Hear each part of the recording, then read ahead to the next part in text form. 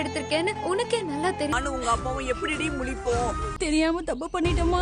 பின்வாங்க மாட்டேன்.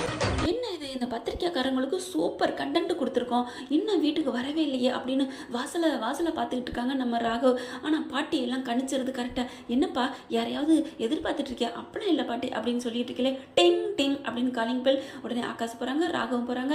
பத்திரிக்கைக்காரங்க வந்துட்டாங்களன்னு ராகவ் சந்தோஷம் தாங்கலை. அவங்க பார்த்தீங்கன்னா கேள்வி கலையில் துணைக்கிறாங்க, துளைச்சி எடுக்கிறாங்க. என்ன சார் இப்படிலாம் பண்ணலாமா வைக்கலாமா அப்படின்ட்டு ஞாயிற்றுக்கிழமை ப்ரொமோஸ் தாங்க இங்கே அந்த 2 சீனு. அடுத்து எல்லோரும் வந்துடுறாங்களா? ஆகா கேளுங்க என் மனசில் உள்ளதெல்லாம் கேட்குறீங்களேன்னு ராகவுக்கு சந்தோஷம். ஆனால் முரளிக்கு மட்டும் வயிறு எரியுது. ஐயோ இப்படி கேட்குறாங்களே, இப்போ அபி மனசு மாறிடுவாளோ? ஏன்னா அபி முகம் அப்படியே வாடுது, அதை கவனிக்கிறாங்க.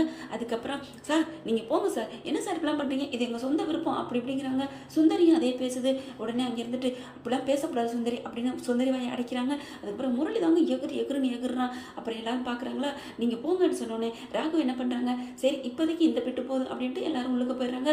முரளி அவங்கள எல்லாத்தையும் பார்த்துட்டு சார் போங்க சார், நாங்கள் ஏற்கனவே நிம்மதி இல்லாமல் இருக்கோம், போங்கன்னு சொன்னோடனே அவங்களும் போயிடுறாங்க. எப்படியோ அனுப்பிட்டோம், ஆனால் அபி மனசு மாறிடுமா அப்படின்னு நினச்சிட்டு இருக்காங்க. உள்ளுக்கு வந்ததுக்கப்புறம் பாத்தியா மானம் போகுது அப்படி இப்படின்னு அவங்க அக்கா கத்துறாங்க. அதுக்கப்புறம் ஒன்றும் சொல்லாமல் எல்லாரும் போயிடுறாங்க. பார்த்துமா அபி, நீ இந்த குடும்பத்தோட மானத்தை வாங்க பார்க்குற அப்படின்னு பாட்டி அஞ்சலி எல்லாரும் திட்டிட்டு போகிறாங்க. அபி செய்கிறதான் கரெக்டு, என் வாழ்க்கையை அவதான் காப்பாற்ற போகிறா அப்படின்னு முரளி நினச்சிட்டு இருக்கான். ஆஃபீஸுக்கு போயிடுறாங்க. ஆஃபீஸுக்கு போனதுக்கப்புறம் வா அபி சீக்கிரம் வா இங்கே எல்லாரும் உன்னை பற்றி பேசுனதுக்கப்புறம் என்னை பற்றி திட்டுறதை கேட்கணும், உனக்கு கொஞ்சமாவது மனசு இலகணும் அப்படின்னு அப்படியே வாசலை பார்த்துட்டு நிற்கிறாங்க ராகவ். அப்படியே அபி உள்ளர வராங்க. கரெக்டாக அங்கே வேலை பார்க்குற பொண்ணுங்கள்லாம் அவங்க யதார்த்தமாக தான் பேசுகிறாங்க. சே இந்த ராகவ் சார் இப்படி இருப்பார் நினைக்கவே இல்லை, பாவம் அபி மேடம் அப்படின்னு பேசுகிறாங்க. அடுத்து அப்படியே வர்றாங்க, நின்று கேட்டுக்கிட்டே வர்றாங்க. அங்கே 2 பேர் என்ன பண்ணுறாங்க, எங்கள் அம்மா அந்த மாதிரிலாம் ராகவன் தெரிஞ்சிச்சுன்னா என்னை இந்த இதுக்கு வேலைக்கு போகவே விட மாட்டாங்க அப்படின்னு ஆளாளுக்கு பேசுகிறாங்க. மனசு கொஞ்சமாக எப்படியோ ஒரு மாதிரி ஆகுது. உடனே ராகவ் உள்ளுக்கு போய் உட்காந்துட்டு சூப்பர் அபி மனசு மாறுது, அப்போ கண்டிப்பாக இந்த மது கல்யாணத்தை நடத்த மாட்டா அப்படின்னு நினச்சிட்டு உட்காந்துட்டு இருக்காங்களா. எங்கிட்ட பார்த்தீங்கன்னா அப்படி ராகவை போய் பார்க்க போகிறாங்க. சரி வேணாம் அப்படின்னு சொல்லிட்டு மனசு நம்ம தப்பு பண்ணுறோமோன்னு போகையில் லாவண்யா நல்லா ஏற்றி விடுது. பார்த்தியா எப்படி எல்லாத்தையும் நீயே பண்ணிட்டு இருக்க, இப்படி தொட்டி ஆட்டி விட்டு பிள்ளைங்களி விடுறியா, நீங்கிட்டு டைவர்ஸ் பண்ணுற மாதிரி பண்ணிட்டு இந்த பக்கத்து பார்த்தீங்கன்னா வீடியோக்காரவங்களுக்கு பத்திரிக்கைக்காரவங்களுக்கு எல்லாத்தையும் நீ தானே தகவல் சொல்லிக்க அப்படின்னு சொல்லிட்டு அபியை திட்டுறாங்க லாவண்யா.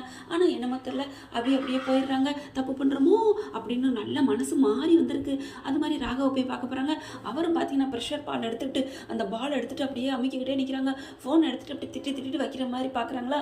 அப்படியே வேணுக்கிட்டு தான் ஆக்டிங் கொடுக்குறாங்க. அதை பார்த்துட்டு ஐயோ ராகவ் கோவமாக இருக்காரு, நம்ம இப்போதைக்கு போகக்கூடாது, நம்ம தான் தப்பு பண்ணுறோமோன்னு மனசார நினச்சிட்டு தாங்க போகிறாங்க. சரி கோயிலில் போய் சாமிக்கிட்ட கோரிக்கையை வைப்போம், அவர் என்ன சொல்கிறாருன்னு பார்ப்பாருன்னு போயிட்டு ஐயா கோயிலுக்கு போகிறாங்க.